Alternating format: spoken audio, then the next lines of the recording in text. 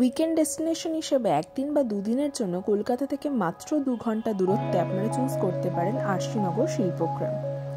গ্রাম্য পরিবেশে সাজানো এই রিসর্টটি একদিন বা দুদিনের জন্য মন ভালো করা একটি জায়গা।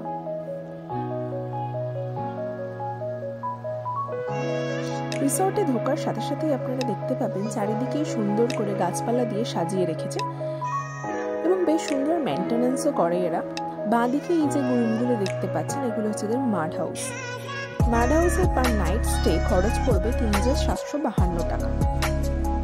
সামনে এরকম একটি জলের জায়গা রয়েছে যেখানে শালুক, পদ্ম এই ধরনের ফুল গাছ কিছু রয়েছে। ডান দিকে রয়েছে একটি ওপেন স্পেস এবং একটি খেলার জায়গা যেখানে ক্যারাম রয়েছে, আর মাঝখানে এরকম সুন্দর করে সাজিয়ে রেখেছে কিছু সেন্টার টেবিল এবং চেয়ার যেখানে চা এবং কফি খেতে পারেন বা দুপুরে বা সন্ধ্যেবেলা স্ন্যাক্স উপভোগ করা যেতে পারে। অবশ্যই শীতকালে, গরমকালে কিন্তু বেশ গরম হবে।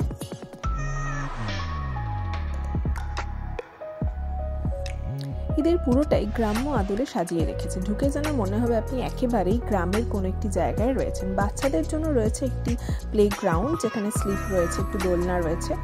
আর এই যে এইটা দেখতে পাচ্ছেন এটা হচ্ছে ডাইনিং এরিয়া, আপনাকে খাওয়ার জন্য এখানেই আসতে হবে। তারপরে রুম সার্ভিস কিন্তু দেয়, আপনি যদি মনে করেন রুমে বসে আপনার ডিনার বা লাঞ্চ করবেন সেটা কিন্তু অ্যাভেলেবেল। ওদের স্টাফদের বিহেভিয়ার খুব ভালো, আপনি আগে থেকে জানিয়ে দিলে ওরা সমস্তটা অ্যারেঞ্জ করে দেবে।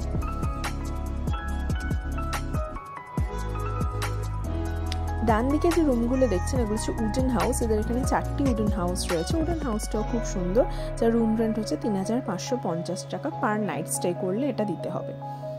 আমরা উডেন হাউস নিয়েছিলাম, তো উডেন হাউসের ভিতরটা আপনাদের একটুখানি দেখাই, চলুন।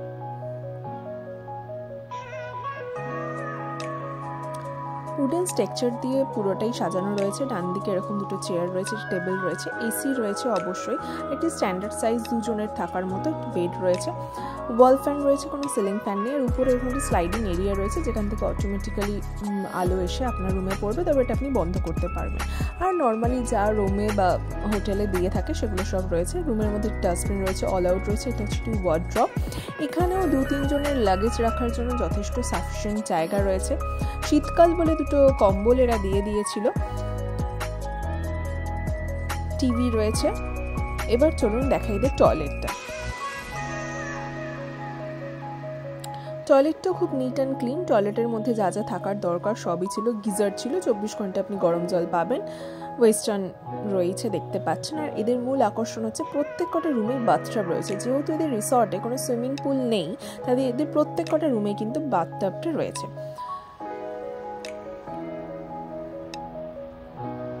একটি টপ শাওয়ার রয়েছে বাথটাবেতে স্নান করার জন্য। আর অ্যাক্সেসরিজ যা যা দিয়েছিল ওদের টয়লেট আইটেমসে, যেটা থাকে নর্মালি শেভিং কিট, ব্রাশ, মাজন, তারপরে হচ্ছে একটি কাঠের চিরুনি দিয়েছিল খুব সুন্দর, হ্যান্ড ওয়াশ, শ্যাম্পু, সব কিছুই দিয়েছিল। সবই মোটামুটি যা দেওয়া থাকে সবই দিয়েছে। তবে এদের রুমের মধ্যে কিন্তু কোনো টি মেকার দেওয়া ছিল না। আপনি যদি চা বা কফি খেতে চান এদেরকে অর্ডার করতে হবে। এবার আসি এদের খাবারে। এদের খাবারের পরিমাণ খুবই ভালো।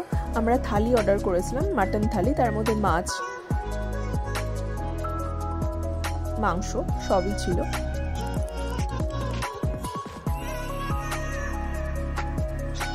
আর তার সাথে নিয়েছিলাম একটা ভেজ থালি। তবে ভাতের পরিমাণটা একটু কম থাকে, আমাদের একটা ভেজ থালি নিতে হয়েছে। এদের যেহেতু বাওয়ালির রিসর্টের সাথে এদের মার্চ আপ করা রয়েছে, তাই এদের খাবারটা আসে হচ্ছে বাওয়ালি থেকে। তাই খাবারের পরিমাণ এবং খাবারের স্বাদ কিন্তু খুব ভালো। রাত্রেবেলা রিসর্টটা এরকম দেখতে লাগে।